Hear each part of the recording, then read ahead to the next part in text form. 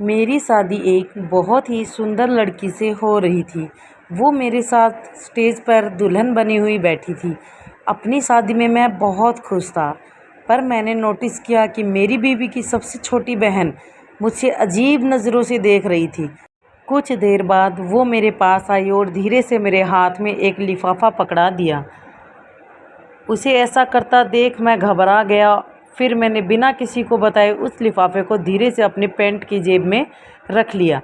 शादी के बाद जब मैंने उस लिफाफे को खोला तो उसमें कुछ तस्वीरें थी। उन तस्वीरों को देखते ही मेरे तो पसीने छूट गए, क्योंकि उस तस्वीर में तो हेलो, मेरा नाम अरुण है। मैं अपने घर का इकलौता बेटा था और मेरी दो बहनें थीं। मेरे पापा हम लोगों को छोड़कर दूसरी शादी कर लिए थे। उन्होंने एक बार भी नहीं सोचा कि हम लोगों का क्या होगा। हमें भी बाप की ज़रूरत है। खैर, हमारे लिए तो मेरी माँ और बाप दोनों थी, जिन्होंने हमें बाप की कमी कभी महसूस नहीं होने दी। धीरे धीरे मैं बड़ा हो गया और मेरी पढ़ाई पूरे होते ही मुझे एक अच्छी जगह पर नौकरी मिल गई। धीरे धीरे करके हम घर के हालात पहले से बेहतर हो गए। मैं दो बहनों का अकेला भाई था। मेरी दोनों बहनें मुझसे बड़ी थी। कुछ दिन बाद उन दोनों की शादी हो गई। उन दोनों की शादी होने के बाद अब लोगों को मेरी शादी की फ़िक्र होने लगी। पर मुझे शादी के नाम से ही चिढ़ थी, क्योंकि मेरे माँ बाप की शादी कामयाब ना हो सकी थी। मैं बचपन से ही उन दोनों की लड़ाई झगड़े देखता आ रहा हूँ। बचपन से ही मेरे दिमाग में बैठ गया था कि मैं कभी शादी नहीं करूँगा और मैं कभी किसी लड़की को नज़र उठाकर भी नहीं देखूँगा, क्योंकि मेरी माँ ने मेरी परवरिश ही कुछ ऐसे की थी। उन्होंने पहले ही मुझे समझा दिया था कि किसी लड़की को देखने से पहले अपने घर के बारे में भी सोच लेना कि तुम्हारी भी दो बहनें हैं। अगर तुम किसी के साथ गलत करोगे तो तुम्हारी बहनों के साथ भी गलत हो सकता है। मैं सख्त इंसान था और यह सख्तियाँ वैसे ही अपने आप ज़िंदगी में नहीं आ जाती। इसके पीछे भी बहुत से कारण होते हैं। जिस कंपनी में मैं काम करता था, वहाँ के बॉस की बेटी थी जो बहुत बिगड़ी हुई थी।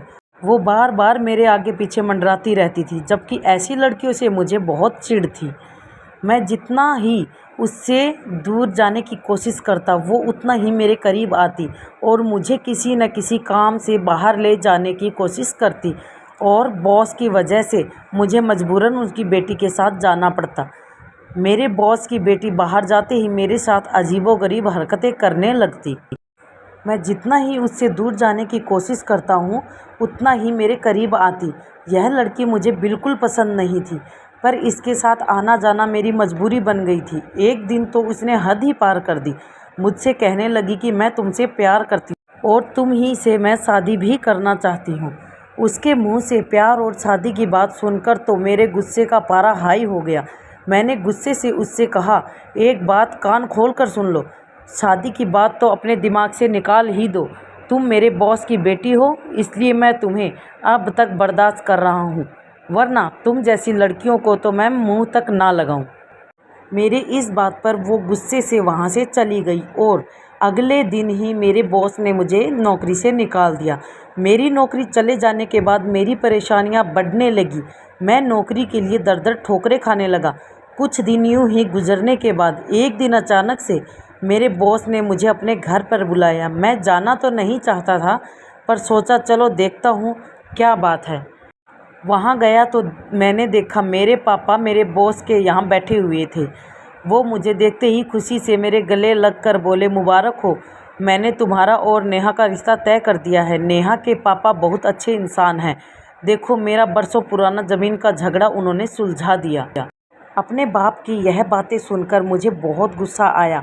मैंने उनसे पूछा कि आप मेरे लगते क्या हैं? मेरा और आपका रिश्ता क्या है कि बिना मुझसे पूछे मेरी शादी तय कर दी? मैं इस रिश्ते को ठोकर मारता हूँ। यह कहकर मैं वहाँ से चला गया। ऐसे ही कुछ दिन यूं ही गुजर गए। कुछ दिन बाद मुझे एक अच्छी सी कंपनी में दूसरी नौकरी मिल गई और हमारी ज़िंदगी फिर से पहले की तरह सुकून से गुजरने लगी कि एक दिन अचानक मेरे पहले बॉस की बेटी नेहा रोते हुए मेरे पास आई और मुझसे कहने लगी, अरुण, तुम बहुत ही अच्छे इंसान हो। मैंने तुम्हारे साथ बहुत गलत किया, मुझे माफ़ कर दो। अब मैं दोबारा तुम्हें कभी परेशान नहीं करूँगी। प्यार का रिश्ता ना सही, पर क्या मैं तुम्हारी दोस्ती के भी काबिल नहीं हूँ? क्या तुम मेरे साथ दोस्ती कर सकते हो? उसे देखकर लगा कि वह वाकई ही बदल चुकी है और मुझे माफ़ी मांगना चाहती है। मैंने उसे माफ़ कर दिया। उसने मुझसे कहा, अगर दोस्ती की है तो इसे निभाना तो पड़ेगा।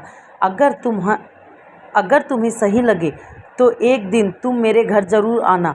अगर तुम मेरे घर आओगे तो मैं समझूंगी कि तुमने मुझे दिल से माफ़ कर दिया है। अगले 1-2 दिन में मैं उसके घर गया। उसने मुझे बहुत ही प्यार से चाय नाश्ता करवाया, पर चाय पीते ही मुझे क्या हो गया मुझे पता नहीं।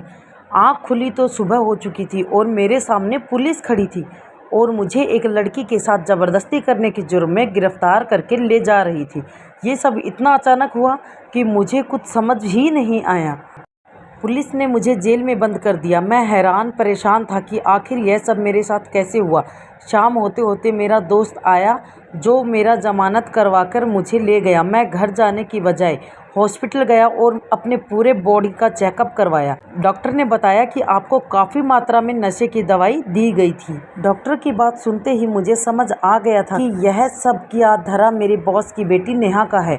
उसकी माफ़ी वो सब नाटक था। उसके प्रपोजल को मैंने ठुकराया था। उसे अपनी इंसल्ट बर्दाश्त नहीं हुई और उसने अपनी इंसल्ट का बदला लेने के लिए मेरे साथ यह सब किया। मैं सोच भी नहीं सकता था कि वह इतनी गिरी हुई हरकत करेगी। अपने साथ इतना बड़ा धोखा होने के बाद मेरा दिल घबराने लगा। मैं कुछ ना करके भी अपनी नज़रों में मुजरिम बन गया था। मुझे उस गुनाह की सज़ा मिली जो मैंने कभी किया ही नहीं था। मैं किसी तरह अपने घर गया। मैं बहुत शर्मिंदा था कि अगर मेरे घर वालों को यह सब पता चल गया तो मैं तो कहीं मुंह दिखाने के काबिल नहीं बचूंगा। जैसे तैसे करके मैं अपनी ज़िंदगी गुजार रहा था, पर मेरे दिमाग से नेहा की वो गंदी हरकत नहीं जा रही थी कि आखिर उसने मेरे साथ ऐसा क्यों किया। एक दिन मैं ऑफिस में था, तभी अचानक मेरे दोस्त का फ़ोन आया। उसने बताया, तुम्हारे बॉस की बेटी नेहा का एक्सीडेंट हो गया है और एक्सीडेंट में उसकी डेथ हो गई है। उसने तुम्हारे साथ गलत किया तो उसकी सज़ा उसे मिल गई। नेहा को उसके किए की सज़ा तो मिल गई थी, पर मेरे दिमाग से उसकी गंदी हरकत की तस्वीर बार बार नज़र आती कि उसने मेरे साथ ऐसा क्यों किया। मेरे दोस्त ने मुझे बहुत समझाया, पर मुझे उस सदमे से बाहर निकालने का हौसला बढ़ाया। कुछ दिन बाद मेरे घर वालों ने मेरी शादी ज़बरदस्ती तय कर दी। घर वालों ने कई बार मुझे लड़की देखने के लिए फ़ोर्स किया, पर मैं लड़की देखने नहीं गया। पर जिस दिन शादी थी उस दिन लड़की को देखा तो देखता ही रह गया। वह दिखने में बहुत खूबसूरत थी। उसे देखने के बाद अपनी शादी के दिन मैं बहुत खुश था, पर अचानक जब स्टेज पर पहुंचा तभी मैंने नोटिस किया कि मेरी पत्नी की सबसे छोटी बहन मुझे अजीब नज़रों से देख रही है। देखते ही देखते उसने मेरे हाथों में एक लिफाफा पकड़ा दिया। शादी के 2 से 3 दिन बाद जब मैंने उस लिफाफे को देखा तो मैं घबरा गया, क्योंकि उस लिफाफे में मेरी और नेहा की कुछ पिक्चर्स थी जो मेरे घर वालों के सामने नहीं आनी चाहिए। मैं यही सब सोच रहा था, तभी मेरी पत्नी की बहन सोनिया का फ़ोन आया। वो मुझसे कहने लगी, इस दिन आपकी और मेरी दीदी की शादी थी। तस्वीर के बारे में मुझे उसी दिन पता चला था। अगर पहले पता होता तो यह शादी मैं नहीं होने देती, इसलिए मैंने धीरे से वह तस्वीर आपको पकड़ा दी कि आप अपने कारनामे देख लीजिए। उसके बाद मैं आपसे पूछूंगी कि आपने मेरी बहन के साथ शादी कर उसे धोखा क्यों दिया। मैंने अपनी सफाई देते हुए उससे कहा, मैंने ऐसा कुछ नहीं किया है, मुझे फंसाया जा रहा है। उसने कहा, ठीक है, आप वहीं पर रुके, मैं घर आती हूँ। यह कहकर उसने फ़ोन काट दिया। मैं कमरे में बैठा हुआ बहुत परेशान था। तभी मेरी पत्नी मेरे कमरे में आई और मुझसे पूछने लगी, क्या हुआ, आप कुछ परेशान दिखाई दे रहे हैं। मैंने कहा, हाँ, बात ही कुछ ऐसी है। अभी मैं उससे यही बात कर रहा था, तभी उसकी बहन मेरे सामने आकर खड़ी हो गई और मेरी पत्नी आरती से कहने लगी, दीदी आपको पता है कि आपके पति ने शादी से पहले क्या क्या गुल खिलाया है। दीदी, इनकी जगह आपके साथ नहीं बल्कि जेल में होनी चाहिए।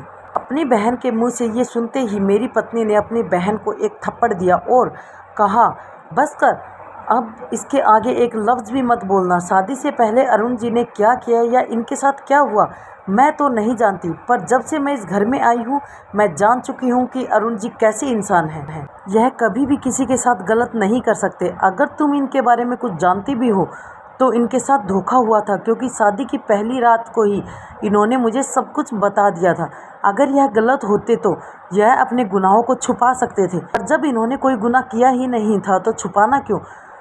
अपनी पत्नी के मुंह से ऐसी बातें सुनकर मुझे अपनी पत्नी पर फक्र होने लगा। क्योंकि आज अगर यह मेरा साथ नहीं देती तो मैं कहीं का नहीं रहता। इसी को कहते हैं जीवन साथी। अगर एक पर कोई मुसीबत आए तो दूसरा उसके साथ कंधे से कंधा मिलाकर खड़े हो जाए।